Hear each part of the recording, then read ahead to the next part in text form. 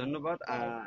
আসলে আপনারা যেমন দায়িত্বশীলতার দিক দিয়ে কাজ করছেন এবং অভিনয় প্রকাশ করলেন যে আইনশৃঙ্খলা পরিস্থিতি ভালো ছিল, আমরাও সেই দায়িত্বশীলতার অংশ থেকে আমাদের সরকারের যে সদস্য সরকারের যে নির্দেশনা এটার অংশ, পাশাপাশি বাংলাদেশ পুলিশের যে কমিটমেন্ট আইনশৃঙ্খলা পরিস্থিতি ভালো রাখার ক্ষেত্রে, সেক্ষেত্রে আমরা পাঁচটি আমাদের দেখুন আসন আছে, পাঁচটি ইউনিয়নের 702টা ভোট কেন্দ্রের প্রত্যেকটা অংশে আমাদের ক্লোজ সুপারভিশন ছিল।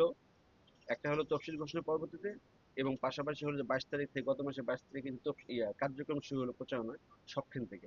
আমরা এখানে শুধু একাই না, আমরা যেমন আমাদের কার্যক্রম সম্পন্ন করছি, প্রতিদ্বন্দ্বী প্রার্থীগণ আমাদেরকে সহায়তা করছে।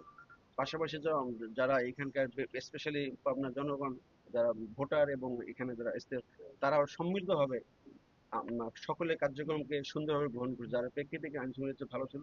আমরা চাই যে আসলে ধারাবাহিকতা এভাবেই থাকবে। আমাদের যে প্রস্তুতি আছে, যে আমাদের 1966 ফোর্স আমাদের সমস্ত এলাকায় আছে। আমার লোকজন এই চরেও যেমন আছে, সমতলও আছে। সেক্ষেত্রে আমরা আশা করি যে সুন্দরভাবে এই কার্যক্রম সম্পন্ন হবে। পাবনাবাসী উৎসব মুখর আমাদের প্রধান ঘোষণা অনুসারে যে ঈদ উৎসব ঈদ উৎসব পালন করবে, এবং আমরা নিরাপত্তার যে ব্যবস্থা গ্রহণ করছি তার সন্তুষ্ট থাকবে।